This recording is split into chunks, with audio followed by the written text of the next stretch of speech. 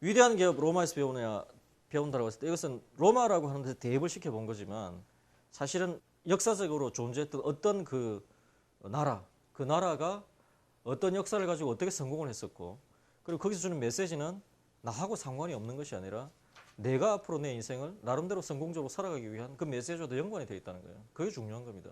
뭐 옛날에 로마 애들이 뭐 이렇게 살았고 저렇게 살았고 잘 먹고 술 잘 먹고 전혀 중요하지 않아요. 그거는. 항상 과거 어떤 이야기든지 나의 삶과 연관이 되어 있고 나에게 메시지를 줄 때 중요한 거예요, 사실. 자, 그러면 로마로 일단 먼저 시작을 해보죠. 로마 제국의 이미지가 있어요. 지금 인터넷 시대에 제일 문제가 뭔가 하면 제가 보기에는 굉장히 인터넷이라고 하는 게 굉장히 좀 이 천박성을 띠기가 쉬워요, 사실. 그 2000자짜리 칼럼 하나 한 20, 30년 열심히 공부한 사람이 그 쓰는 거 정말 쉽지 않습니다. 자기 나름대로 자기 이름을 걸고 쓰는 거. 나름대로 열심히 쓰고 논지는 다르게 이야기할 수 있을 망정 그 퀄리티 자체는 상당히 내공이 있는 사람이 노력을 해서 쓴 글. 거기다 대놓고 이게 무슨 잡소리여 캥캥캥 하면 끝이야. 그런 댓글들. 그리고 의외로 이제는 그 정보가 많이 유통되는 건 좋은데 실제로 그 부분에 대해서 한번 정말 한 10페이지짜리라도 한번 생각하면서 읽어보지 않고 몇 가지 이미지 그냥 들은 답글 이런 데서 그냥 한 어떤 막연한 어떤 잡동사니 같은 그런 몇 가지 이미지를 가지고 대상을 그냥 판단해버리고 규정해버리는 그리고 거기에 또 심지어 흥분도 많이 하는 이런 형태의 그 폐해가 좀 있는 것 같아요. 로마도 또 마찬가지예요. 조금 뭐 케이스는 다르지만 로마 하면 떠오르는 이미지가 몇 개 있습니다, 사실. 그죠? 그래서 근데 사실 로마에 대해서 내가 뭘 하냐? 근데 저는 뭐 꼭 로마뿐만 아니라 사실 또 그런 측면이 있는 겁니다. 되게 옛날에 봤던 영화 하나, 드라마 하나, 뭐 이런 것들이 굉장히 많이 규정을 하죠. 그런 부분들이 이제 그 했던 이야기 중에 하나가 벤허라고 하는 영화가 있어요. 이게 1953년에 만들어진 영화인데 제가 63년생이니까 제가 중학교 1학년 때 영화관에서 봤어요. 그러니까 수없이 개봉했고 그 이후에 뭐 TV에서 아마 많이 보셨을 거예요, 그죠? 그리고 이 영화 하면 그래도 어머니 아버지들이 아마 이제 부모님들이 저보다 조금 더 윗분들이실 것 같은데 이거는 보라고 했을 거예요, 아마. 이 좋은 영화로 그랬던 영화예요. 그다음에 쿠어바디스라고 하는 그 이외에 뭐 네로, 칼리굴라 등등등 요즘 최근에 드라마 롬 이런 거 있죠. 그다음에 스파르타쿠스 이런 거 많이 있습니다. 거기서 만드는 여러 가지 이미지들이 있습니다. 네 마리 마리 거는 이제 마차 경주를 하죠. 지금으로 치면 F1 레이스 자동차 경주하는 겁니다. 그죠? 사람이 의식주가 해결되면 뭐가 됩니까? 그다음에 엔터테인 즐거움을 찾고 흥분하고 뭐 자립고 뭐 이런 거 하는 겁니다. 그래서 이제 네 마리 마리 거는 마차 경주를 하는데 이거는 뭐 그런 배는 장면이긴 한데 실제로 이제 지금도 로마에 가면은 그 키르쿠스 막시무스 영어로 치면 서커스 맥시멈 그러니까 대경기장이라고 하는 엄청난 경기장 터는 남아 있습니다. 그다음에 이제 배너에 나오는 그 유명한 찰턴 헤스톤이 유대 지방의 귀족이었다가 뭐 이런저런 일에 연루가 돼가지고 하루 아침에 이렇게 노예 신세가 되어가지고 군선에 가서 노졌고 있죠, 그죠? 그래서 뭐 그나마 잘 자면 이렇게 열심히 적고 있는데 잘 못 자면 이 뒤에 있는 이 채찍도 로마 병사가 와서 막 때리고 그래도 잘 안 되면 뭐 죽이고 뭐 이런 장면 보면서 아 로마 애들은 좀 험하구나. 그다음에 십자가에 매달아 죽이는 이런 장면들. 그다음에 사자한테 맹수하고 맨손으로 싸워서 죽이게 하는 이런 장면들. 자 이렇게 매달아 놓고 말려 죽이는 겁니다. 말려 죽이는. 보면 웃고 즐기잖아요. 그 아마 이게 지금으로 치면 리얼리티 생쇼를 하는 거야. 야 저 7번 십자가 1시간 후에 죽는다. 우리 내기하자. 1시간 안에 죽으면 내가 10,000원 받고 1시간 이후에 죽으면 10,000원 줄게. 뭐 이런 식의 이야기를 하면서 지금으로 치면 뭐 와인 마시면서 뭐 좋아하는 이런 이야기. 그러니까 뭐 그런 이미지들이죠. 그래서 되게 이제 로마 애들을 딱 생각하면 떠오르는 게 뭡니까? 군인, 그죠? 그 다음에 뭐 힘세다, 좀 무식하다, 술 잘 먹는다, 여자 좋아한다. 그러니까 이제 되게 이제 그리스하고 로마 그 이후에 또 이제 중세로 넘어오면서 로마 문명 자체를 이제 또 기독교 문명이 좀 부인을 해야 되는 거죠. 그래서 자기 정당성이 생기니까 세상에 그냥 만들어지는 거 없습니다. 제가 항상 이야기하지만 혹시 직장 다니시는 분들 그런 거 느끼시는지 모르겠는데요. 이 회사 다니고 이렇게 잘 모르고 할 때는 그러면 회사 하면 드라마 같은 데서 보면 뭐 넥타이 탁 매고 뭐 착착착 들어가고 말이죠. 회의 딱 하면 뭐 괜히 뭐 좀 잘난 척하면서 뭐 그럴듯하게 이야기하고 굉장히 멋있어 보이죠, 그죠? 앉아가지고 커피나 마시면서 뭐 고담줄을 하는 그런 세상은 없습니다. 뭐 그런 순간들도 있겠지만 근본적으로 회사는 무엇인가를 고객을 위해서 밸류를 만들어내지 못하면 존립이 안 되기 때문에 굉장히 나름대로 고민 많이 합니다. 돈을 줄이기 위해서, 물건을 더 팔기 위해서, 더 잘 만들기 위해서 굉장히 고민하는데 그게 스트레스풀합니다. 스트레스풀하기 때문에 살아남은 회사, 즉 살아남은 회사는 자신의 고객이 어떤 물건을 팔고 그 밸류를 줘야 돈이 오는 거잖아요. 월급 주고 이자 내고 세금 내고 돌아간다고 하는 자체가 그냥 된 게 아니에요. 그러면 역사적으로도 이렇게 큰 기업들이 그냥 된 게 없듯이 나라도 이렇게 크고 이렇게 성장한 나라가 그냥 된 게 없습니다. 어떻게 하다 보니까 복권은 못 틀 수 있지만 하다 보니까 내가 박사가 되었다 이런 건 없습니다. 그죠? 자, 로마를 한번 보면은 이 조그만 이 마을에서 시작하죠. 이 점에서 시작해서 어떻게 됩니까?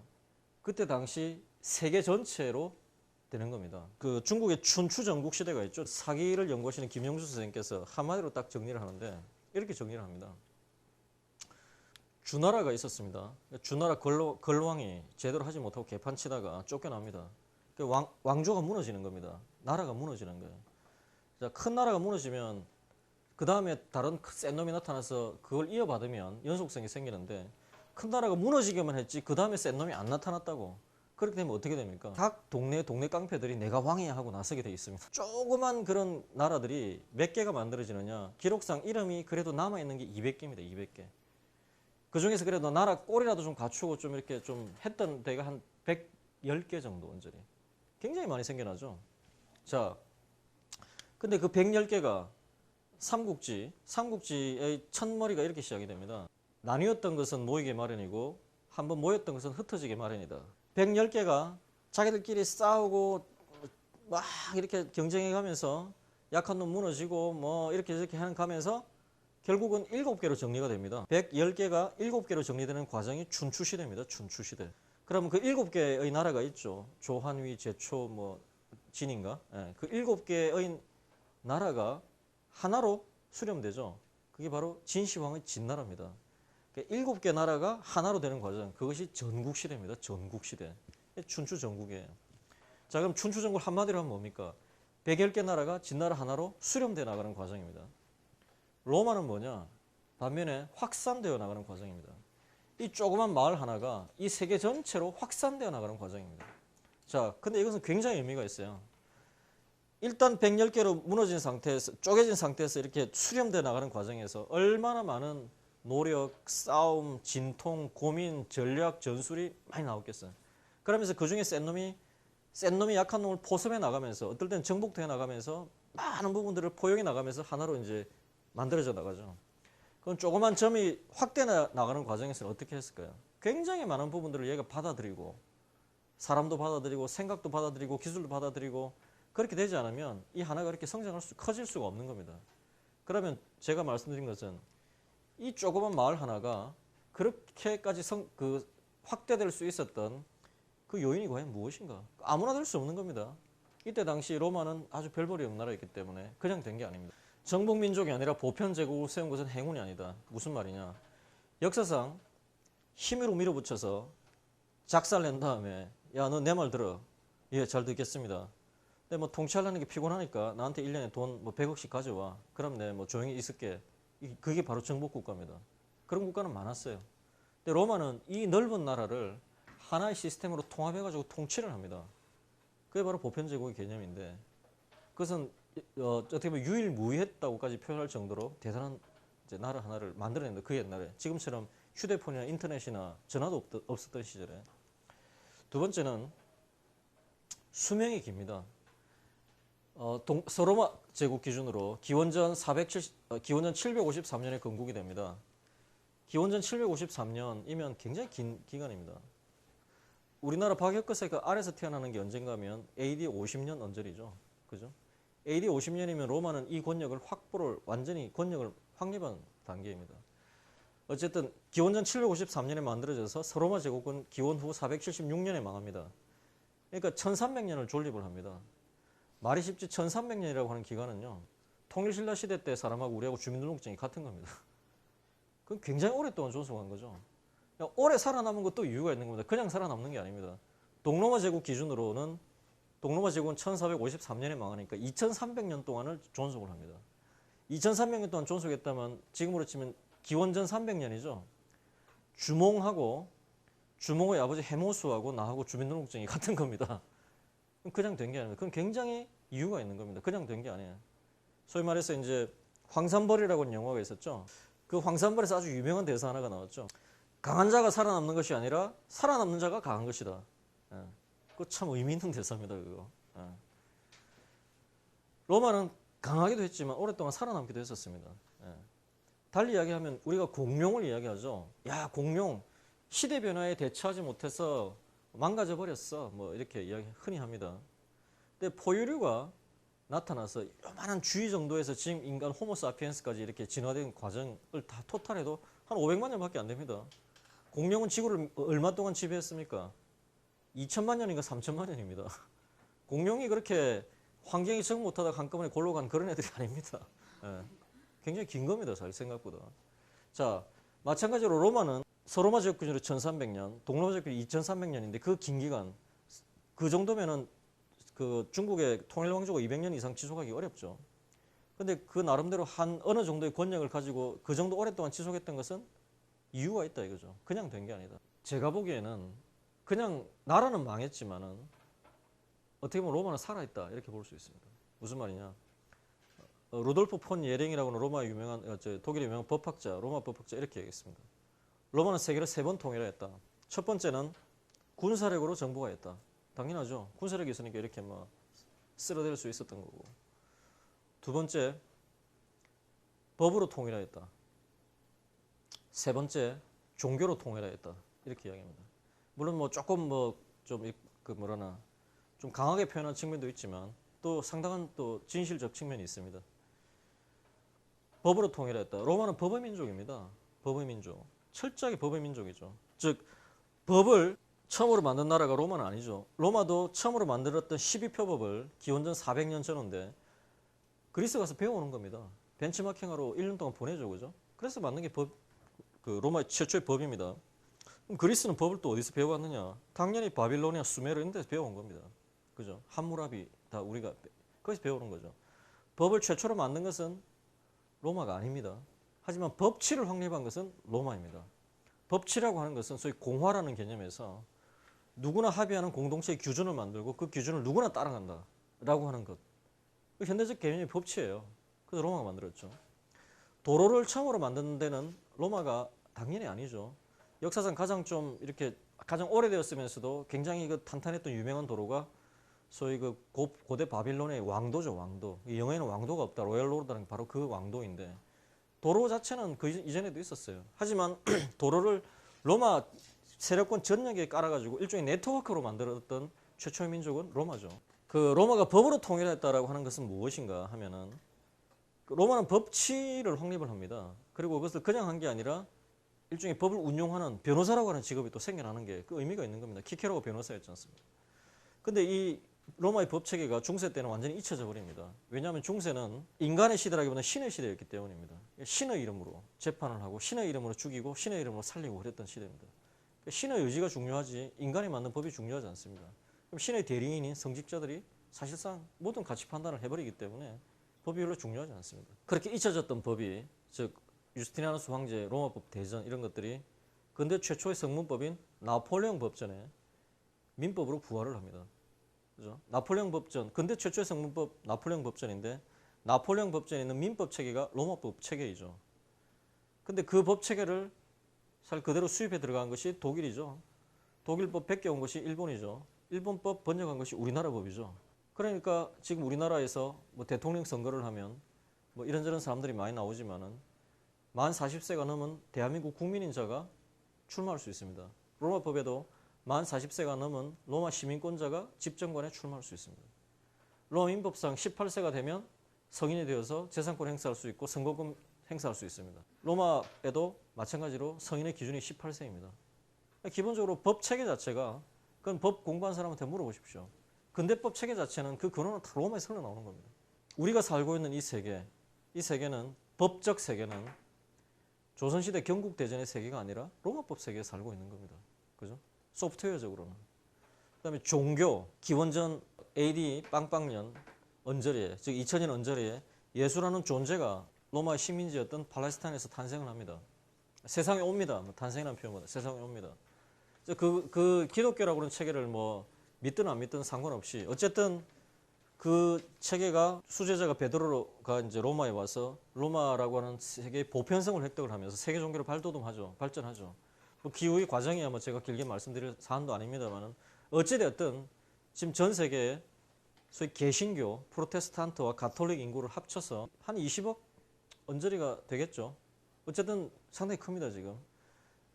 그건 바로 뭔가 하면 로마가 종교로 통일했다라고 하는 것도 의미가 있습니다. 물론 아시아에서 보기는 좀 다르지만 유럽이라는 관점에서 보면 통일한 거는 마찬가지입니다. 그죠?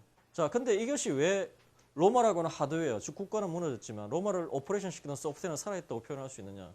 사람이 살아가면서 궁극적으로 필요한 것은 두 가지입니다. 하나는 소프트웨어, 하드웨어고 하나는 소프트웨어죠. 하드웨어는 뭡니까? 집, 도로, 뭐 기타 뭐 상하수도, 뭐 등등등 이런 물질적 요소들이죠.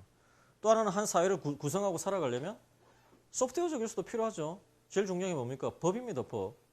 법 없이는 그 구조가 나올 수가 없습니다. 그다음에 그 개인의 가치관이라는 게 또 중요하죠. 그죠?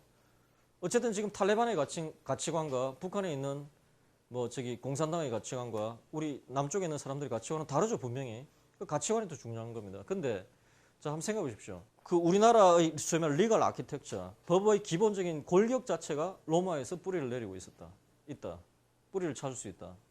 두 번째, 우리나라 인구의 많은 한 절반 가까이가 이 종교라고 하는 것은 굉장히 중요한 개인의 신념 체계를 구성하는 겁니다.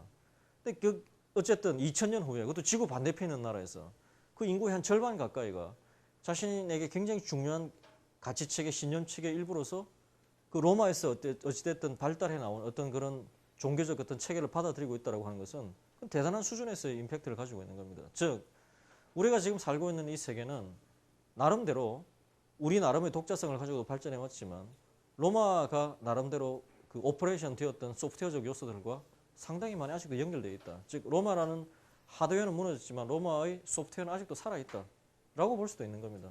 자, 다시 또 이야기하지만 살아남은 것은 이유가 있습니다. 아무 의미도 없는 게 살아남을 수가 없습니다. 그럼 왜일까라는 게 중요하죠. 매사가 있잖아요. 팔리는 물건은 이유가 있는 겁니다. 그냥 팔리는 게 아닙니다. 그죠? 인기 있는 친구는 이유가 있는 겁니다. 그냥 인기 있는 게 아닙니다. 그죠? 마찬가지로 무엇이 그 로마를 오퍼레이션 시켰고 그 오퍼레이션 시켰던 그 무엇이 도대체 어떤 경력이 있었길래 살아남았는가라고 하는 관점이죠. 그래서 로마의 성공의 키워드를 이제 이 네 가지로 한번 정리를 해봤습니다. 로마가 왜 성공했느냐라고 이야기를 뭐 많이 할 수도 있고 적게 할 수도 있습니다. 근데 저는 뭐 역시 이제 제일 중요한 것은 뭐 네다섯 가지를 넘어설 수가 없죠. 저는 이렇게 정리를 한 겁니다. 로마는 첫째, 개방성이라고 하는 오픈니스, 개방성이라고 하는 사고방식을 중심에 깔고 있었습니다. 이게 굉장히 중요합니다. 한 사회나 한 개인이나 한 조직이나 어떤 관점에서 사물을 바라보느냐는 그 프레임이 아주 중요합니다. 굉장히 중요합니다. 이게 저도 옛날에는 야 생각이야 바꾸면 되지 그것이 뭐 어렵냐 돈 벌기가 더 어렵지 라고 생각했는데 그것이 아닙니다. 사실 내가 많이 느끼는데 이 사고방식이 한 공동체의 운명을 바꾼 뭐 대표적인 사례가 바로 이 한반도에서 있죠. 1945년 해방됐을 때 기준으로 우리나라 지하자원의 70%, 우리나라 전력 생산량의 80%, 우리나라 엔지니어의 한 70%가 북한에 있었습니다. 북한에. 그리고 그 사람들이랑 우리랑 유전적으로 다를 게 하나도 없었고 그리고 오히려 구한 말부터 시작해가지고 새로운 사조는 오히려 북한에서 굉장히 많이 받아들인 겁니다. 우리나라에서 그 유명했던 사실 오산학교 같은 거, 그다음에 평양 쪽에 있었던 뭐 숭실 전문, 그다음에 우리나라 그 기독교가 굉장히 그 신사조잖아요. 신문물이에요. 그건 단순한 종교가 아니었습니다. 그것이 어디가 제일 흥했습니까? 평양입니다. 평양. 그래서 1920년대 초반에 있었던 평양 대부흥성회라고 하는 게 있는데 그게 우리나라 기독교 분기점입니다. 그러니까 그 기독교가 그렇게 받아들여졌다고 하는 것은 새로운 문물에 어차피 이제 조선시대는 찬밥이었기 때문에 되게 찬밥들이 새로운 문물에 제일 민감하게 반응합니다. 왜? 어차피 별 볼 일 없기 때문에 새로운 것에 반응하기 그러니까 혁신은 또 주변에서 일어나게 되어 있습니다. 그래서 이제 그 6.25 때 그 예를 들어서 이제 공산화되고 나서 그 거기 있던 기독교인들이 내려와서 우리나라 영락교회, 순복음교회가 다 이북에서 연원을 하고 있는 겁니다. 자, 그런데 그렇게 여러 가지 여건이 좋았던 북한이 물론 전쟁은 똑같이 했으니까 서로 깨지기나 마찬가지였다고 치고 뭐 아무리 지상이 깨졌다 하더라도 지화 자원이 없어지는 건 아니잖아요. 근데 지금 50년이 지난 지금 우리나라는 그래도 10대 경제대국으로 올라선 겁니다. 이건 그냥 된 게 아닙니다. 아무리 이러니 저러니 그냥 된 게 아니에요. 북한 어찌됐든 국제 깡패가 지금 되어 있잖아요. 이게 무엇일까? 그것은 그 공동체가 생각하는 관점, 사고방식의 차이입니다. 이게 그렇게 차이를 낸 겁니다. 근데 이제 그런 면에서 로마는 개방성이라는 탁월한 관점을 갖고 있었고, 그리고 그것을 뒷받침하는 리더십과 시스템과 인센티브가 뒤를 받치고 있었기 때문에 그만큼 번영할 수 있었다라고 하는 것입니다. 자, 그런데 이 개방성이라는 부분에서 시노나미 로마인 이야기 다 읽어보시는 분들 많으시겠지만, 이게 읽으면 수없이 나오는 이야기인데 아무리 읽어도 맞는 말입니다. 자, 로마는 어떻게 성공했는가? 이 부분을 지성에서는 그리스인보다 못했다. 한마디로 머리가 나빴다 이겁니다. 그죠? 체력에서는 갈리아나 게르마니보다 못하고, 로마 병사의 평균 키가 168입니다. 얘들이랑 싸웠던 갈리아나 게르마는 190, 185 이렇죠. 총이 아니라 창칼을 쓰는 전쟁에서 평균 시장 차이가 10cm 이상 나면 이길 수 없는 겁니다. 그는. 기술력도 떨어졌고 돈도 없었다고. 누가? 남이 그렇게 하는 게 로마의 스스로가. 우리가 봐도 우리는 머리도 나빠, 키도 작고 체력도 떨어져, 기술도 없어, 돈도 없어, 아무것도 없는데 우리는 왜 이렇게 성공했나 라고 보니까 바로 개방성과 유연함 때문이었다는 겁니다. 굉장히 의미가 있는 겁니다. 도대체 개방성이 뭐냐? 이 개방성이라고 하는 것은 어떤 그 의미를 가질 수 있냐면, 그때 당시 세계 최고의 문명 수준을 이루었던 데가 이제 그리스죠. 그리스. 지금 그 모 신문사가 주최를 해서 그 그리스 문명전을 하더라고요. 예술의 전당인가 어디선가 하는데, 서울미술관인가, 그 뭐 8,000원인가 10,000원인가 하는데 한번 가보십시오. 진짜. 그 왜 제가 가보시라고 하냐면, 저도 그 이제 그 대형 미술관이나 그 뉴욕의 메트로폴리탄 그 박물관에 가서 보면서 저도 깜짝 놀란 게, 기원전 400년 500년이면요 그때가 언젠가 우리로 치면은 이제 주몽이 태어나서 뭐 그 유화부인 뭐 아들로 태어나서 남부여 하나 만들어서 뭐 그것도 고구려라고 칭하고, 그거 기다리려고 그래도 한 300년 더 있어야 됩니다. 300년 더. 그러니까 기원전 4, 500년이면 우리나라는 아직 그 선사시대에 가까운 겁니다. 근데 그때 당시에 이미 로댕 조각 수준의 조각들이 이미 만들어져 있고요. 그 도자기 같은 수준이 대단합니다. 물론 뭐 우리나라가 별볼일 없다라고 하는 뜻이 아니라, 얘네들은 그 정도로 좀 앞서 있었던 것은 틀림없어요. 사실은. 그 정도로 찬란한 문명을 이뤘던 그리스, 세계 문물의 중심이었죠. 물론 뭐 그리스도 남에게서 받아가지고 이렇게 되긴 했지만은, 근데 그리스 사람들이 생각했던 동포는 피를 나눈 자입니다. 피를 나눈 자가 우리다 이겁니다. 우리. 한민족, 한결의 이 자체가 한 핏줄이라는 뜻입니다. 누가 우리고 누가 나의 동포냐 이렇게 할 때 기본적으로 혈연이라고 하는 관점에서 보는 겁니다. 그리스에서는 부모가 모두 아테네인이면 노숙자에게도 아테네 시민권을 줬지만, 부모 중에 한 사람이라도 아테네인이 아니면 지 아무리 훌륭하고 똑똑해도 시민권을 주지 않습니다. 그 대표적인 사람이 아리스토텔레스입니다.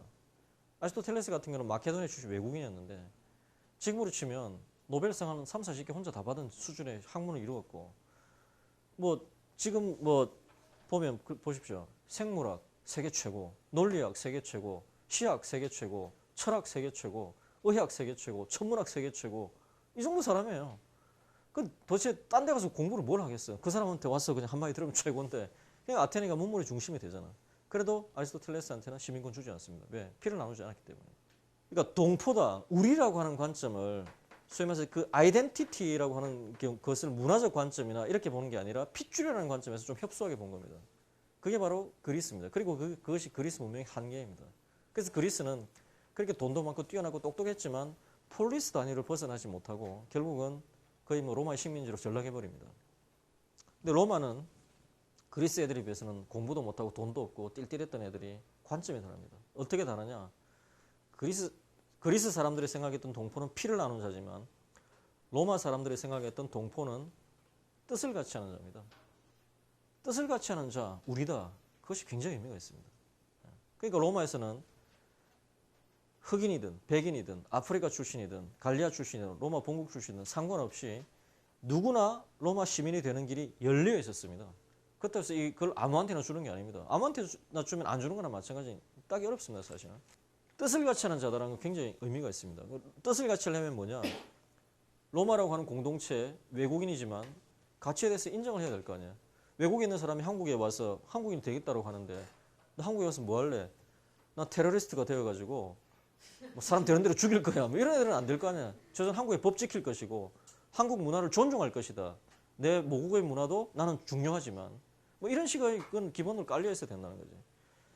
두 번째는 말로만 하면 뭐하냐. 한국이라는 나라에 컨트리뷰션 해야 될 거 아닙니까? 근데 어떤 공동체에 소위 기여를 하려면 말로야 뭐 온갖 거 다 할 수 있습니다. 실제로 할 수 있는 거는 뭔가 하면 피를 흘리거나 땀을 흘리는 겁니다. 피를 흘린다는 것은 뭐냐. 우리나라가 전쟁을 하는데 나 메이드 인 방글라데시 사람이지만 나 한국군에 입대해서 내 목숨 걸고 싸우겠다. 그것은 병력 기피하는 한국 국적인 애들보다 훨씬 더 사실은 의미가 있는 거예요. 그죠? 그러고 나서 싸웠어요. 전쟁이 끝났어. 충분히 우리나라 국적을 줄 수 있는 겁니다. 그죠? 똑같습니다. 피를 흘려주면 됩니다. 로마 군에 들어와서. 근데 문제는 전쟁이 안 날 때가 있습니다. 전쟁이 안 나면 어떻게 하느냐? 그럼 군대를 가면 됩니다. 근데 군대를 가가지고 만기 제대를 하면 로마 시민권을 줍니다. 근데 문제는 만기 제대가 좀 깁니다. 25년입니다. 20살에 군대 가서 45세 제대하고 나오면 평균 수명 50이기 때문에 5년 살다가 죽어야 됩니다. 근데 왜 하느냐? 근데 그 25년을 지금처럼 뭐 육군 병장 3만 원 받고 이런 게 아니라 정식 군인으로 있는 겁니다. 월급 다 받고. 힘들긴 하죠. 그리고 시민권은 상속이 되잖아요. 그죠? 내 한 세대는 희생하지만 내 다음 세대들은 다 로마 시민으로 살 수 있기 때문에 충분히 할 수 있는 겁니다. 그런 거예요. 그런 구조가 있기 때문에 어찌됐든 그 로마는 아까 말했잖아요. 뜻을 같이 하는 것은 후천적인 선택입니다. 피를 같이 하는 것은 선천적인 운명입니다. 운명으로 우리를 규정하는 것과 선택으로 우리를 규정하는 것은 엄청난 차이를 낳는 겁니다. 그러니까 로마는 비록 빌빌거리는 애들, 별 볼 일 없는 일이 시작했지만 힘은 좀 셌어요. 전쟁은 잘했어.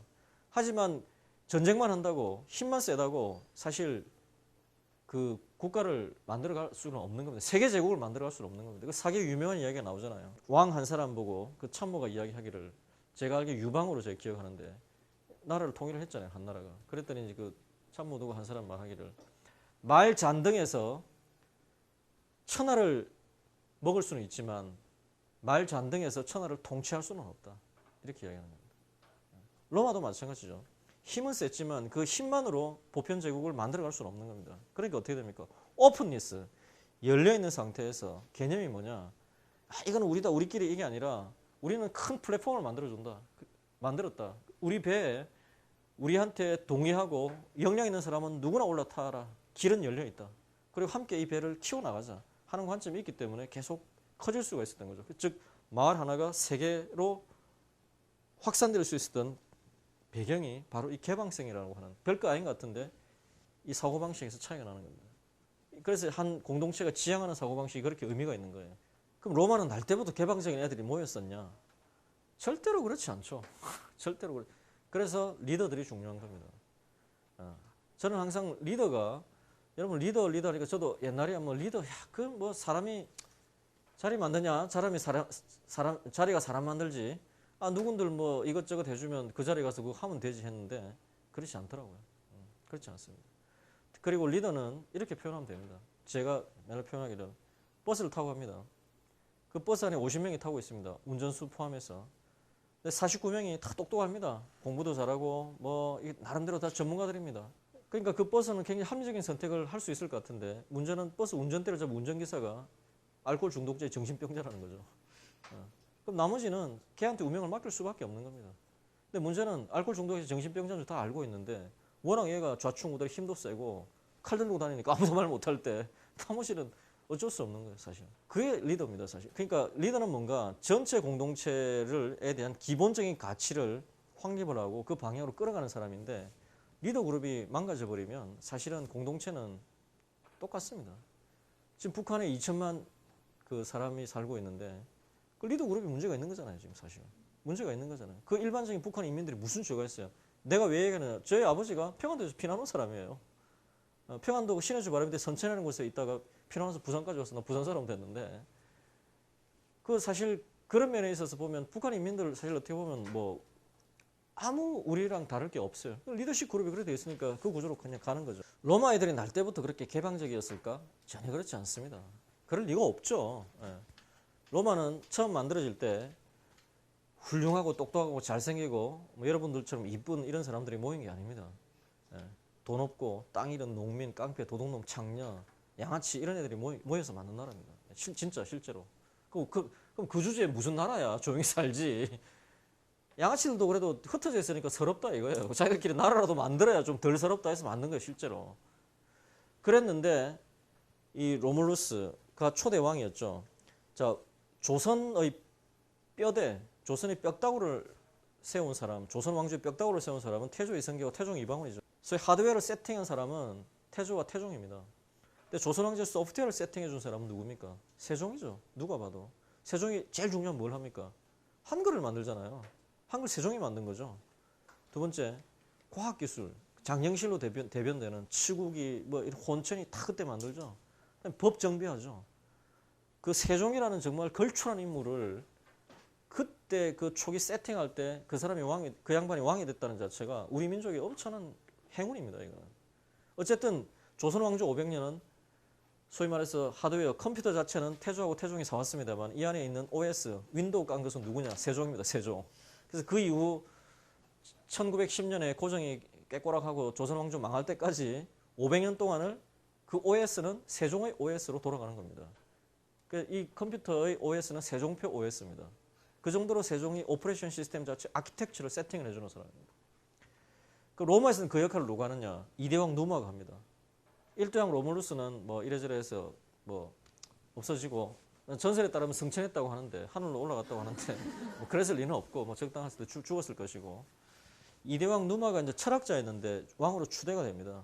이 사람이 뭘 하느냐? 누마는 두 가지를 합니다. 첫째는 혈연 중심의 사회 공동체를 직능 중심으로 바꿔주는 겁니다. 그걸 어떻게 바꾸느냐? 자, 로마가 온갖 동네 양아치들이 다 모인 나라로 7 언덕으로 만들어진 도시라고 했죠. 그럼 어떻게 됩니까? 우리로 치면 부산에서 온 사람들은 1번 언덕에 살고, 그죠? 광주에서 온 사람들은 2번 언덕에 살고, 평양에서 온 사람은 3번 언덕에 살고. 왜? 그게 편하잖아요. 그 출신이 같으면 말도 같고 음식도 같고 내 아버지, 삼촌, 언니, 고모 다 같이 살고 있으니까 편하게 마련이에요. 그러면 그렇게 연합체로 나라를 하나 만들었지만 다 지 지역에 가서 살 거 아니에요, 그죠? 그 동네 비슷하게 모여 살 거 아니에요. 그래서 뭐 무슨 동 하면 거기는 저기 전라도 광주에서 온 사람들이야. 무슨 동 하면 평안도 저기 평양에서 온 사람들이야. 이런 식으로 모여 살 거 아니에요. 그럼 당연히 혈연 중심으로 그 사회가 조직이 돼 있다고. 근데 그거를 이 노마는 어떻게 바꾸느냐? 직능 중심으로 완전히 바꿔버립니다. 어떻게 바꾸느냐? 제가 좀 이렇게 거칠게 표현하면 이겁니다. 야, 다 모여. 다 모였습니다. 여기는 부산 출신, 광주 출신, 평양 출신, 서울 출신 뭐 이렇게 쭉 있습니다. 그러면 다 해쳐. 여기에 농부 모여. 1번 줄. 2번 줄 대장장이 모여. 3번 줄 수공업자 모여. 4번 줄 상인 모여. 이렇게 하는 거예요. 그럼 그렇게 이제 흩어져 모였죠. 그럼 1번 줄에는 뭡니까? 광주 출신 농부 어디입니까? 또 저기 부산 출신 농부, 평양 출신 농부가 다 있겠죠. 물론 굉장히 반발을 심했겠죠. 어찌 있겠죠. 있겠죠. 그러면 야, 너희들 말이야. 너희들 1번 언덕 가서 살아. 너희들 2번 언덕 가서 살아. 3번 언덕 살아. 그래 뭐냐면 과거에는 출신 지역이 1번 언덕에 살았다면 이번에는 대장장이들은 1번 언덕에 사는 겁니다. 직능 중심으로 바꾸는 거죠. 자, 혈연 중심의 그 사회의 특징이 뭡니까? 촌수 높고 먼저 나온 놈이 큰 소리 치는 겁니다. 그죠? 그렇잖아요. 그죠? 아무리 띨띨해도 아버지는 아버지니까 아버지 한마디 하면 조용히 있어야 되고 아무리 말 같지도 않은 소리 해도 형은 형이니까 한 수 죽어줘야 되고 또 언어 자체가 계층 언어가 돼요. 우리나라 말이 이 계층 언어잖아요. 벌써 말하는 게 다르잖아요. 아버지한테 말하는 거, 엄마한테 말하는 거, 고모한테 말하는 거, 내 동생한테 말하는 거 다 다르잖아요. 그죠? 이 계층 언어입니다. 그렇게 돼가게 되어 있습니다. 즉 혈연 중심으로 가면은 이 능률이나 역량보다는 소위 말해서 이 혈연 질서로 그냥 다 사회가 구조가 돼버리면서 그러니까 무슨 말이냐? 그냥 역동성이 떨어지게 되어 있습니다. 근데 직능 중심으로 가면 어떻습니까? 잘하는 놈 중심으로 되는 겁니다. 내가 대장장인데 난 30살이야. 근데 누구보다도 난 호미를 잘 만들어. 근데 뭐 나보다 나이 한 20살 많다고 50살짜리가 와가지고 야, 내가 그래도 니보다 20년 더 했는데 그럼 만들어봐 했더니 호미가 아니라 무슨 짝대기를 만들고 있어. 흔한 말로 그 리더십이 생기겠어요? 웃기지 마. 이래 되는 거예요. 그거는. 즉 직능 중심으로 조직을 해주면 굉장히 커뮤니티 자체가 역량 중심으로 재편이 되는 겁니다. 그걸 이 사람이 한 겁니다. 그게 바로 혈연에서 뜯어가지고 그렇게 만든 건데 이것이 바로 직능 중심으로 가면 그 조직은 개방적으로 될 수밖에 없습니다. 왜 개방적으로 될 수밖에 없냐? 혈액은 혈흔대로 다 이렇게 짜여져 있잖아요. 딴 데서 한 놈이 들어오면 이거는 뭐 피가 안 튀었기 때문에 얘를 어디에 끼워 넣을지를 알 수가 없는 거야. 배척할 수밖에 없다고. 근데 직능 중심으로 가면 어떻습니까? 대장장끼리 모여 있는데 진짜 똑똑한 놈이 저 바다건너에서 왔어. 만들어 보라 그러니까 진짜 우리는 상상도 못한 걸 만들어내는 거야. 그러면 대접하게 되어 있습니다. 그게 바로 직능 중심으로 되었기 때문에 개방성이라고 하는 부분들을 확보해 나갈 수 있는 토대가 만들어진 거예요. 두 번째, 전쟁을 하고 나서 굉장히 중요한 독을 합니다. 이 누마에서부터 출발한 기본적인 관점 중에 하나가 고대 세계는 전쟁을 하면 winner takes all, 진자 이긴 자는 모든 권리를 가집니다. 어떤 권리를 가지느냐? 일단 진나라의 지도층은 다 죽여버립니다. 살려놔 봐야 반란이나 일으키고 밥이나 자꾸 먹고 귀찮다 이거야. 죽여버려요 그냥 속 편하게. 그러면 일반 평민들은 어떻게 하느냐? 그것도 뭐 기분 나쁘면 죽여버려. 예. 기분 좋으면 특별히 연전을 베풀어서 목숨을 살려주는데 노예로 만들어버립니다. 예.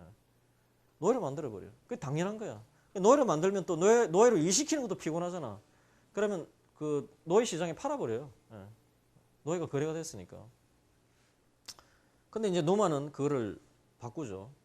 일단 전쟁이 터지면 무조건 이겨야 되죠. 이긴 다음에 로마는 다 달라진다 이거죠. 그래야 로마는 위대해진다. 어떻게 달라지느냐? 전쟁이 터지면 일단 이긴 다음에, 근데 이긴 다음에 전후 처리가 다릅니다. 일단 진나라의 지도층도 절대로 죽이지 않습니다. 그리고 그 중에 역량 있는 사람은 로마의 지도층으로 편입해 줍니다. 그게 말로만이 아니라 종신직 국회의원이 원로는 오늘은 편입을 해줍니다. 그리고 일반 평민들 절대로 죽이지 않습니다. 일반적인 경우에 배신이나 이런 거 하지 않으면. 그리고 자신들이 원하는 형태의 정치체제로 살게 해줍니다. 지방자치제를 허용합니다. 단 두 가지만 인정받죠. 로마의 정치, 군사 외교적 주도권만 인정받고 자신들이 알아서 살게 해줍니다. 즉 로마 다른 나라하고 전쟁하면 지면 죽거나 노예가 되는 운명밖에 기다리고 있지 않습니다. 하지만 로마하고 싸워서 졌다고 하면 굉장히 쓰리기는 하지만 자신 나름대로 공동체가 생존해 나갈 수는 있습니다. 경우에 따라서 로마의 지배를 받아들이는 것이 더 이익인 경우조차도 생겨날 정도로 로마는 현실적으로 지배를 합니다. 그것이 바로 이 오픈니스를 가져갈 수 있는 기본적인 구조였습니다. 이제 조직으로 따지면 예를 들면 이런 거죠. 개방성이라고 하는 좀 폐쇄적인 조직은 우리 회사는 처음부터 공채로 신입사원으로 시작한 놈 말고는 임원들 생각하지 마라. 그건 굉장히 폐쇄적인 겁니다, 사실. 그 한계가 있는 거예요, 사실. 요즘 같은 세상에. 얼마나 많은 아이디어 역량들이 계속 변해나가고 이렇게 해나가야 되는 거죠. 물론 조직은 저도 조직생활 해봐서 알기 때문에 하는 이야기인데 안정감이 있어야 되기 때문에 같은 값이면 오래 쓰던 애들한테 프리미엄 주는 건 당연합니다. 당연하지만 택도 없는데 오래 쓰던 이유 하나만으로 그것을 절대적으로 해버린다면 그건 안 되는 거죠. 그건 서로 죽자고 지금 달라드는 거나 마찬가지예요. 그런 거죠. 그 다음에 이제 이 개방성의 철학을 사실은 대변하는 사람이 가이사르입니다. 근데 이 이름이 참 의미가 있습니다. 제가 왜 그렇게 발음했느냐. 가이사르가 이제 페니키아어로 코끼리라는 뜻입니다. 우리로 치면 우리나라에도 상시가 있죠. 코끼리 상시. 상선생입니다. 이 사람이 상선생. 예, 예. 그 이름으로 따지면 이제 그 상선생인데 이 상선생이 그 카이사르라는 이름이 참 이 사람이 얼마나 위대했는가를 알 수 있는 게 이렇게 이야기하면 됩니다. 여러분 그 어떤 브랜드가 최고봉에 올라서면 그것이 보통 명사가 됩니다. 미원 생각해 보세요. 그 여러분 어머니들이 야 미원 쳤냐? 이렇게 이야기하면 미원을 쳤든 미풍을 쳤든 다시다를 쳤든 만날 쳤든 상관없이 조미료 쳤냐라는 이야기가 되는 거죠. 그만큼 한때 그 미원이라고 하는 게 엄청나게 대명사가 된 겁니다. 그 요즘 뭐 미국 애들 구글 했어? 그건 뭐 검색했냐는 이야기죠. 옛날 같으면 또 제록스 했냐? 복사했냐? 뭐 이런 거죠. 마찬가지죠. 한 사람의 이름이 뭘 상징하게 될 때 그 이름은 상당한 수준의 그 의미가 있는 거죠. 카이사르, 이 상선생 카이사르가 어떤 의미를 가지냐면 카이사르라는 그 이름 자체가 황제를 뜻하는 보통 명사가 되어버립니다. 그 저기 영국의 찰스, 사실 그 연원이 카이사르입니다. 카이사르. 그 프랑스의 샤를르, 카이사르죠. 독일 황제를 뭐라고 합니까? 카이저. 비슷하죠. 그 카이사르입니다. 그다음에 러시아 황제 뭐라고 했습니까? 짜르. 그 카이사르입니다. 카이사르. 그러니까 한 사람은 개인의 이름이 황제를 뜻하는 보통 명사가 될 정도로 대단한 성취를 이루었는데 대개 또 뭐 카이사르 하면 떠오르는 게 뭐 그 뭡니까? 뭐 클레오파트라랑 바람 피웠고 뭐 바람둥이고 뭐 그다음에 또 뭡니까 뭐 자기가 이렇게 황제가 되려 그러다가 뭐 브루투스라는 애한테 찔려 죽었는데 뭐 브루투스 너마저도 하고 뭐 찔려 죽었는데 뭐 그거로 뭐 종쳤고 뭐 이런 이야기들인데 뭐 그건 약간 좀 어떤 그 드라마나 희곡에서 하는 이야기고 이 사람의 성취가 대단합니다. 로마 역사상 좀 나가면 서양 역사상 가장 뛰어났던 군인이자 문필가이자 정치가입니다. 그거 쉽지 않습니다. 한 사람이 그걸 다 한다는 거는. 군인, 이 양반이 혼자서 이 넓은 이 지역을 혼자 다 정복해 버립니다. 10년 동안. 이 갈리아 지방을 혼자서 정복을 해버리는데 한 10만 명 정도 끌고 가가지고 매년 한 30만에서 한 50만의 갈리아 연합군하고 싸워가지고 10년을 다 이깁니다. 그거 대단한 거죠. 우리 치면 이수진 장군이 한 5만 끌고 가서 10년 동안 일본 가가지고 전쟁했는데 일본이 우리나라 땅이 돼버리는 그 정도의 엄청난 거예요. 그 장난이 아닙니다. 여기. 그 정도 군인 쉽지 않습니다. 두 번째, 적지에 가서 이렇게 싸우다 보니까 밤에 당연히 잠이 안 오겠죠. 그죠? 잠이 안 오면 술 먹고 자는 것도 하루 이틀이니까 불면증에 걸립니다. 불면증 걸리는데 이 사람이 뭘 쓰느냐? 일기를 씁니다. 일기. 난중일기를 씁니다. 그 난중일기가 갈리아 전쟁기죠. 직접 쓰는 겁니다. 그건 확실하게.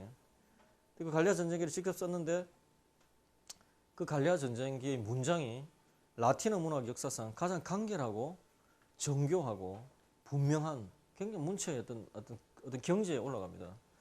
지금도 제가 한 게 제가 작년에 제 미국에 사는 제 친구 집에 어쩌다 한번 갈 일이 있어서 잠깐 들렀는데 그 집 아들이 미국에서 고3인 고2인데 제2 외국어를 라틴어를 하더라고요.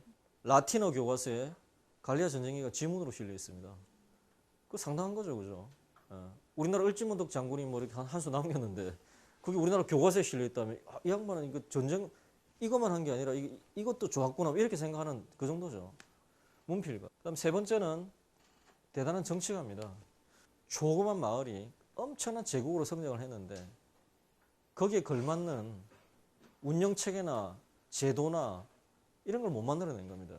즉 컴퓨터는 옛날 XT, AT, 286, 386에서 지금 펜티엄 7, 8까지 가 있는데 그걸 돌리는 소프트웨어를 아직도 도스를 쓰고 있는 그런 상태입니다. 그래서 하드웨어, 소프트웨어가 안 맞으면 어떻게 됩니까? 갈등이 심해지죠.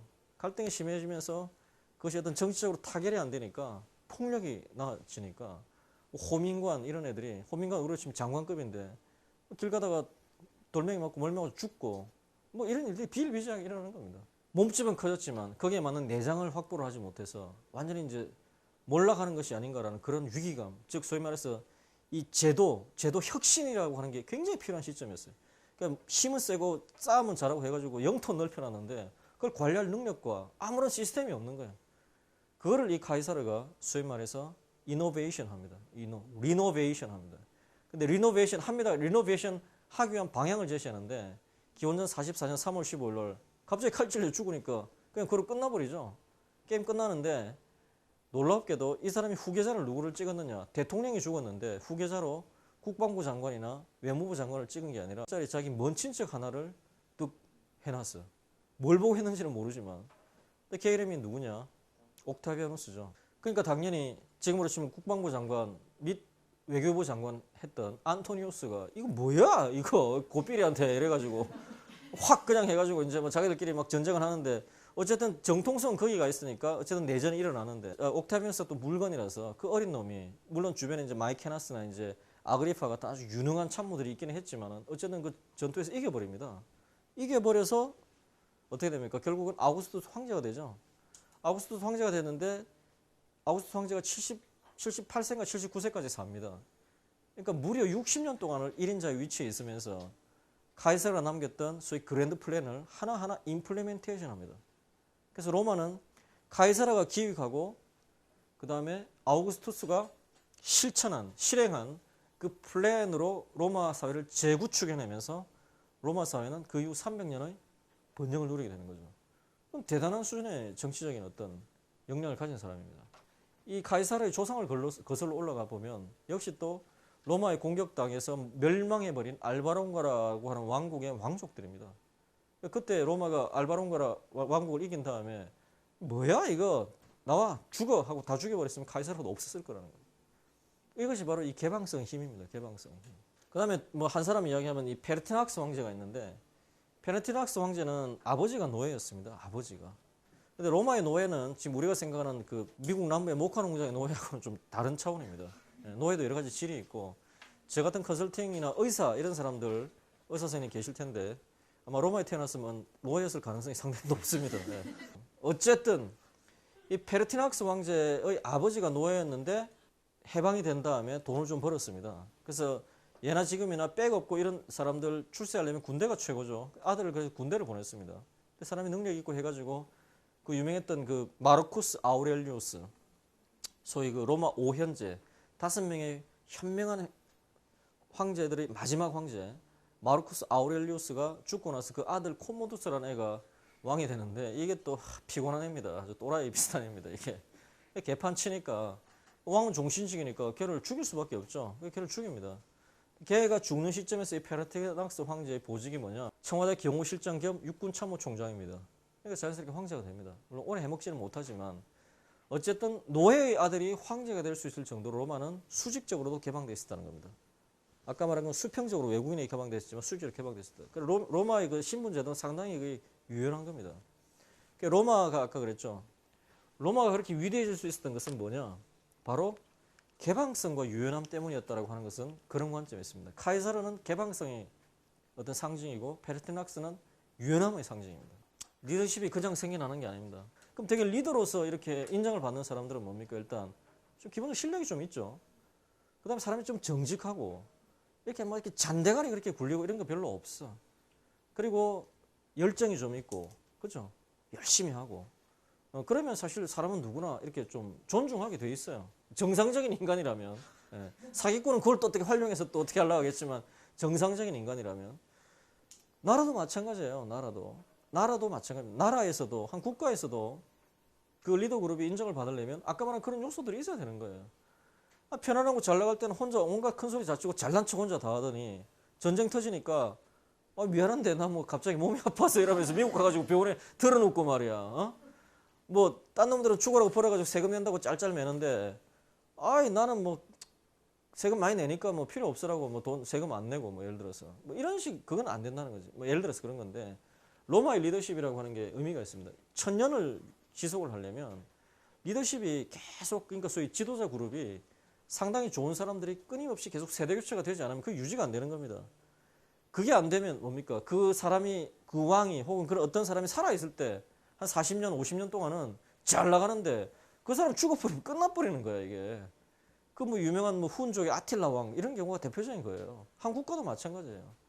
근데 로마는 일종의 집단 지도 체제인데 그게 된다는 거죠. 근데 어쨌든 기본적으로 지도자들에게 요구한 것은 학식도 아니고 덕망도 아니고 뭐 좀 있어야 되겠지만 학벌도 아니고 도덕도 아니고 제일 중요한 것은 현실 문제를 해결해서 능력을 요구하는 겁니다. 다른 걸 요구하지 않습니다. 홍수에 대해서 책 100권 썼다 필요 없습니다. 홍수가 안 나도록 대비를 할 줄 안다거나 어쩌다 홍수가 났으면 다시 안 나도록 대비할 수 있는 사람, 이런 사람들을 요구하는 겁니다. 그래서 로마에서는 현실 문제를 해결할 수 있는 능력, 즉 현실 경험을 가진 사람을 제일 중시합니다. 그래서 단계별로 다 리더를 양성을 합니다. 즉 공화정 시대 기준으로 보면은 부유한 집 자제가 이제 18세가 되면, 이제 성인이 되면 군대를 보내죠. 군대를 보는데 후방에 있는 뭐 이런 데 가서 대충 군필 딱지 달라고 하는 게 아니라 진짜 군대를 보냅니다. 그 로마 최전방 군단의 수석 대대장으로, 즉 부군단장 한 5, 6천 명 군단에 2등으로 갑니다. 2등으로. 고3짜리가 가가지고 실제로 문제가 생기면 지가 그 군단을 지휘하는 차례예요. 거기서 리더십을 테스트 받습니다. 집안은 좋죠. 하지만 2, 3년 지나 보면 제 집안은 좋은데 마마보이야. 쟨 집안 역시 좋고 애는 어리지만 진짜 리더 자격이 있어. 그것은 자신의 능력으로 판정이 되는 거예요. 그래서 일단 필터링이 된 다음에 그 다음에 본국으로 돌아오면 회계감사관이라고 하는, 소위 말해서 지금으로 치면 국고 출납을 담당하게 합니다. 그건 무슨 의미를 가지느냐. 한 공동체가 유지가 되려면 기본적으로 안보가 되어야 됩니다. 외적으로부터 나를 지키지 못하는데 무슨 의미가 있어요. 아무 의미가 없는 거예요. 하지만 안보를 할 수 있는 힘만, 주먹만 좋다고 해서 돌아가는 게 아니라 돈을 벌어서 먹고 살아야 된다고. 그죠? 그러니까 국고 출납을 하게 되면 한 사회를 오퍼레이션 시키는 게 또 돈이라고 하는 걸 알게 되죠. 그 다음에 그걸 하게 되면 나이 한 30이 좀 넘어서 어디에 출마를 하느냐. 프라이토로라는 법무관에 출마합니다. 지금으로 치면 경찰서장의 역할을 하는 겁니다. 법치의 최전선에 섭니다. 그리고 그것을 잘 하고 나면 나이 40이 넘어서 국가 최고의 간적인 집정관에 출마할 수 있는 자격을 주고 이제 집정관에 하면 됩니다. 그러니까 그동안에 얼마나 많은 실무 경험을 합니까? 사실 현실 세계에서 보면 말은 뻔드르르하게 하는데 실제로 시켜보면 하나도 못하는 놈들 많아. 왜? 나 많이 느끼는데 나 그래도 직장을 21년째 하잖아. 보면은 세상 살면서 입으로 하는 만큼 쉬운 거 없어요. 이래라 저래라 감나라 배나라 입으로 떠들어대는 거는 그 뭐 조금만 공부하고 뭐 그럴듯하게 타이틀만 있으면 그 막말 아무것도 아닙니다. 누구나 할 수 있는 겁니다.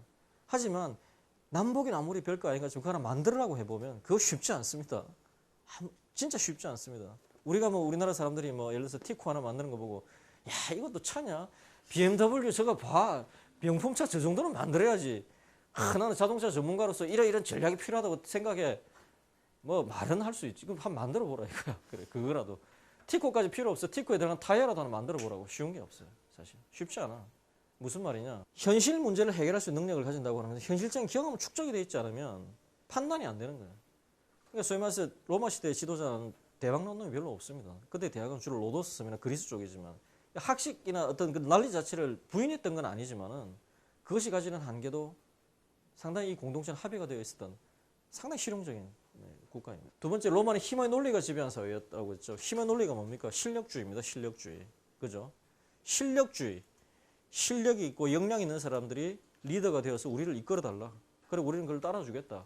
그게 전제가 된 거죠. 그게 굉장히 중요한 겁니다. 예. 사람은 누구나 존엄성에 있어서는 동일하지만 실력이 있는 사람이 나 위에 서서 이렇게 끌어가는 것 자체도 인정을 하는 거 굉장히 중요한 거예요.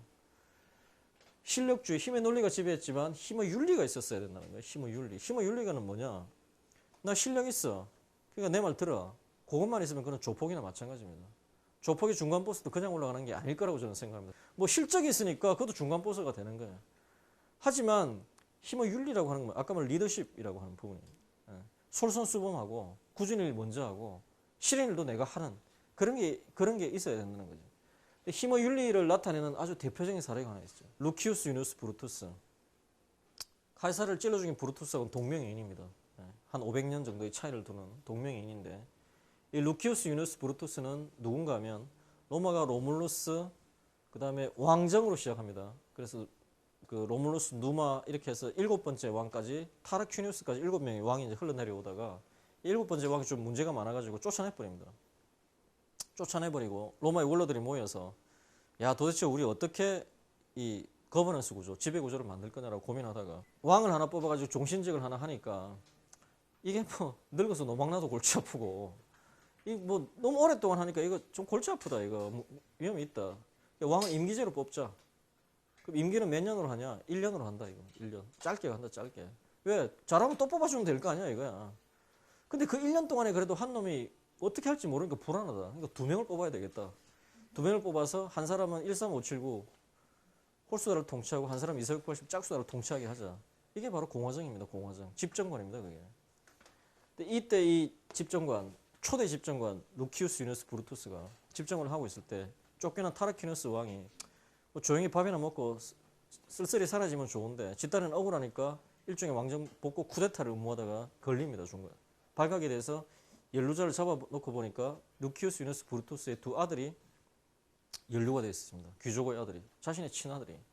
재판이 시작되는데 협의는 입증이 되었어. 그래서 이제 재판이 시작됐어요. 기록에 따르면 야 이거 얘네들 이거 어떻게 할 거냐 하니까 로마 국법에 따르면 반역자는 정신을 잃을 때까지 채찍질을 한 다음에 도끼로 모가지를 잘라버린다 라고 딱 되어 있는데 이제 사실 기분 꿀꿀하겠죠. 아버지가 아들 두르고 죽여야 되니까 기분이 별로 안 좋아지니까 분위기가 어떤 사람이 나서서 죽이는 건 너무 심하다. 그러니 이 사람의 얘네들을 채찍질까지 한 다음에 영구 추방을 해버리자.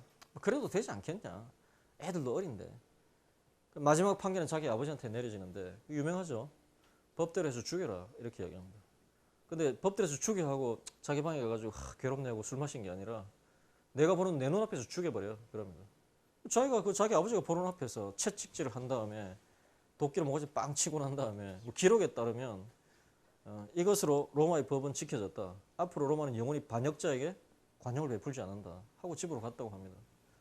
지팡으로 갔다고 합니다. 방에서 울었을 거라고 저는 생각하는데 뭐 여하튼 그건 뭐 기록이 없습니다만은 그 후세 사가들이 이야기하기를 뭘 하냐면 집정관 브루투스는 자신의 두 아들을 죽임으로써 로마의 법을 영원히 살렸다라는 평을 하는 겁니다. 즉 내가 법치라고 했죠.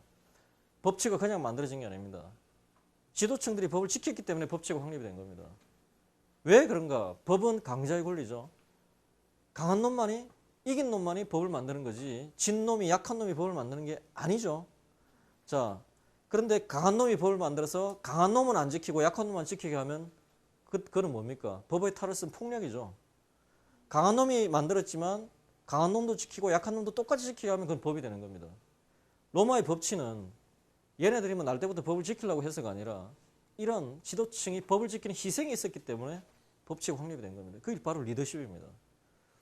근데 그럼 루키우스 유니우스 브루투스는 어떻게 죽었느냐? 자기들 다 죽고 나서 뭐 기분도 별로 안 좋았겠지. 근데 마침 외적이 쳐들어왔어. 지가 이제 군대를 이끌고 가가지고 죽으라고 싸우다가 그냥 죽어버렸어. 그냥 거기서. 대통령이거든. 그런 것들이 다 쌓인 거예요. 그래서 로마의 초기 귀족 집안들이 100가문이 있는데 100가문은 이름만 들어도 아주 그는 뭐 훌륭한 가문들입니다. 코르넬리우스, 훌륭한 가문. 율리우스, 훌륭한 가문. 클라우디우스, 훌륭한 가문. 킨킨나투스, 훌륭한 가문. 이 킨킨나투스 이름이 좀 이상하죠. 미국의 신시내티가 바로 이 킨킨나투스를 딴 도시입니다. 훌륭한 가문입니다. 근데 이렇게 훌륭한 가문 100가문이 로마가 최전성기로 들어서는 기원전 100년, 150년 정도가 되면 한 70% 정도가 대가 끊겨버려요. 씨가 말라버린다고. 그럼 그렇게 집안이 좋다는 이야기는 돈도 많고 힘도 좋은 집안이 그 왜 애가 씨가 말라버리냐 이거지. 결혼을 못했나? 결혼 못했을 리가 없잖아요. 그 이유는 전쟁이 터지면 명문 귀족일수록 제일 먼저 자원 입대해가지고 제일 위험한 자리에 가서 그것도 제일 많이 죽는 소대장, 중대장으로 제일 죽으라고 싸우니까 제일 많이 뒤져버리는 거예요. 그거 굉장히 의미가 있는 거예요. 그래서 로마에서 리더십이라고 하는 그게 바로 힘의 윤리입니다. 힘의 윤리. 힘의 윤리라고 하는 게 다른 게 없는 것 같아요. 내가 로마를 가만히 보면은 로마의 지도층은 근본적으로 뭘 했느냐? 법을 지켰어요. 법을. 센 놈일수록 법을 지켰다고. 그 굉장히 우리나라 사회에도 메시지가 있는 겁니다. 두 번째, 세금을 다 냈어. 세금을. 탈세하려고 그렇게 안 했어. 세 번째, 군대를 다 갔어. 군대를 갔다. 그거 굉장히 중요한 군대를 갔다. 사실 그 자기 이 퍼블릭이라고 하는 게 굉장히 의미가 있는 거예요. 공공 앞에서 공공의 책임을 지고 지가 뭘 하겠다고 하는데 공공의 의무를 다하지도 못했으면서 그걸 하겠다는 거. 이건 도둑놈 심보예요. 내가 보기에는. 그렇잖아. 세금 안 내. 군대도 안 갔다 와. 법도 잘 안 지켜 사실. 안 걸렸을 뿐이야. 근데 뭐 되니까 내 뭐 좀 한 자리 해물 테니까 뭐 거들먹거리겠다. 그거 도둑놈 심보지. 그렇게 하면 안 되는 거지 사실은. 그러니까 그게 바로 어떤 한 사회의 퀄리티라고도 볼 수 있는 겁니다. 로마는 이 넓은 권역에서 한 7만 킬로입니까? 그 정도에 이르는 8만 킬로에 달하는 이 가도를 뚫습니다. 이게 다 도로들이죠. 이 도로 지금도 가면 아피아 가도나 아우렐리우스 가도는 차도 다니고 사람도 다닐 정도로 2000년이 지난 지금도 보수는 좀 했지만 그대로 사용할 수 있는 굉장히 좋은 도로입니다. 자, 그런데 이 도로의 개념이 뭐냐면 이건 군사도로입니다. 그 왜 이 군사도로를 만드느냐? 이 군사도로는 왜 만드느냐면 이 넓은 지금 우리나라 군대 몇 명이죠? 60만이죠. 미군이 한 150만 정도 될 겁니다. 이 넓은 권역을 지키는 군대가 26만밖에 안 됩니다. 굉장히 적죠. 아무리 인구가 작았다 하더라도 이건 대단히 작은 숫자입니다. 아구스투스가 안토니우스 작사를 내고 나서 제일 먼저 한 게 한 60만에서 70만에 이르는 군을 30만 이하로 감군을 한 겁니다. 왜? 군을 많이 가져간다고 하면 그만큼 코스트가 많이 드는 거예요. 그럼 이 작은 군대, 줄어든 군대로 이 넓은 지역을 방어하려면 어떻게 해야 되느냐? 바로 지금으로 치면 스트라이크 부대의 개념이 들어가는 겁니다. 스트라이크 부대의 개념이 뭐냐? 이 쭉 따라가지고 군대를 배치하는 게 아니라 거점별로 군대를 배치해 놓습니다.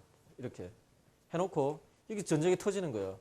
그럼 여기 있는 군대들이 빨리 이쪽으로 모여가지고 전쟁을 끝내고 나서 다시 다 자기 지역으로 돌아가는 그 유연성 있는 군대의 개념이에요. 근데 그렇게 하려면 빨리 이동을 하려면 뭐가 필요하죠? 도로가 있어야 되죠. 도로를 놓는 겁니다. 근데 그 참 의미가 있는 게 이 도로가 혹시 운전해 보셨으면 아시겠지만 경부고속도로 같은 거 추풍역 넘어가면 길이 계속 꼬불거립니다. 왜? 그 옛날에 돈 없을 때 나왔기 때문에 산이 있으면 돌아가고 계곡이 있으면 또 뭐 또 돌아가고 하다 보니까 도로가 좁고 계속 꼬불거리죠. 근데 제2영동고속도로나 대진고속도로 같은 데 달려보면 산이 있으면 뚫어버리고 계곡이 있으면 다리를 놔버리죠. 이게 바로 그런 도로입니다. 다리가 있으면 계곡이 있으면 다리를 놓고 산이 있으면 뚫어버리는 그런 도로입니다. 직선 도로들입니다. 굉장히 좋은 도로들이죠. 퀄리티가. 근데 이 좋은 도로들을 군사적으로 쓰는 날이 1년에 며칠이나 되겠어요. 대부분은 비어있죠. 그러니까 여기를 완전히 개방해버립니다. 지금으로 치면 LA에서 뉴욕까지 가는데 단 한 번도 고속도로 통행료를 안 내고 갈 수 있습니다. 여기서 이까지 가는데 돈 10원 한 푼 통행료는 안 내고 갈 수 있습니다. 완전히 개방해버립니다. 그럼 왜 그렇게 개방을 해버렸냐? 로마는 자신들의 권력 속에서 가장 중요한 건 뭘 하느냐? 인프라스트럭처, 즉 플랫폼을 만들어주는 겁니다. 이 플랫폼의 개념이 뭐냐? 네 가지를 해주는 겁니다. 저는 항상 궁금했던 게 그거예요. 그 옛날에 그 다양한 언어에, 그 다양한 문화에, 그 다양한 민족에 지금처럼 뭐 이렇게 TV나 이런 게 있었던 데도 아닌데 그 로마 애들이 그 이민족에서 자기 통치하면 기분 나쁠 텐데 말이야. 그렇게 심각한 반란이 왜 안 일어날까? 궁금하지 않아요? 저는 그냥 궁금했어요. 그 이유가 있더라고. 로마의 통치를 받아들이는 것이 더 이익이었기 때문이에요. 심플해요. 예. 어차피 누군가는 국가를 만들고 누군가는 국가 역할을 해야 되는데 그 우리 쪽에 있던 띨띨한 놈 하는 것보다는 얘가 하니까 훨씬 더 평화롭고 세금도 많이 안 걷어가고 훨씬 더 안전하더라는 거야. 그걸 해주는 거예요. 로마는 이 넓은 플랫폼에서 뭘 확보를 해주냐? 네 가지를 확보해 줍니다. 첫째는 안보. 이 안에서 세금 내고 살면 외적한테 어줍잖게 침입해서 생명과 재산을 뺏기는 일이 없도록 하겠다. 두 번째 치안. 외적은 안 들어오는데 옆집 아저씨가 자꾸 칼 들고 들어와서 우리 마누라 막 죽이려고 하면 그거 안 되잖아요. 치안. 세 번째가 뭐냐? 법치. 법 앞에 누구나 평등하다라는 개념을 만들어줍니다. 왜? 법은 좀 중요하거든요. 안정감이. 네 번째, 사회 간접 자본은 개인이 할 수 없어요. 인프라는 깔아주겠다. 즉 도로, 상하수도 이거는 깔아주는 거예요. 그건 개인이 못하는 거니까. 나머지 각자가 알아서 하라 이거죠.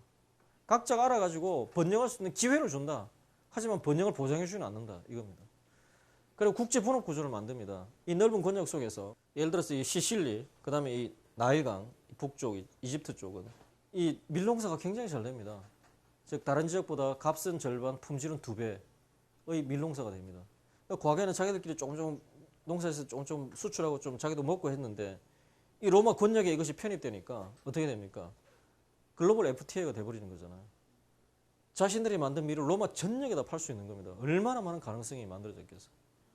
그러니까 여기는 농사에 특화해서 잘 먹고 잘 사는 거예요. 그 다음에 여기 있던 이쪽 애들, 그리스 애들. 그리스는 머리 좋고 공부 잘하고 똑똑하고 단결하지 않고 남을 좀 적당히 잘 속이는 이런 애들. 여기는 열심히 양성해가지고 로마 전역에 공급해 주는 거예요. 지금으로 치면 대치동 학원의 인류 학원의 원장이나 선생은 다 그리스 출신들이. 카이사르의 가정교사도 그리스 사람이야. 그런 식이에요. 국제 분업 구조. 여기 갈리아 이쪽 애들은 군대나 와라 군대나 그래가지고 얘네들이 주축이 된 게르만 기병대는 천하무적이었다고. 그다음에 여기 로마의 공격에서 카르타고 같은 애들 페니키아 민족이죠. 옛날부터 그냥 통상을 잘했어요. 로마 전역에 무역을 하는 거예요, 애들은. 각자 잘한 것에 특화해서 각자 번영할 수 있는 플랫폼을 만들어주니까 안정적이잖아요. 사람은 누구나 있잖아요. 나에게 이익이 되면 다 그게 제일 좋은 거예요.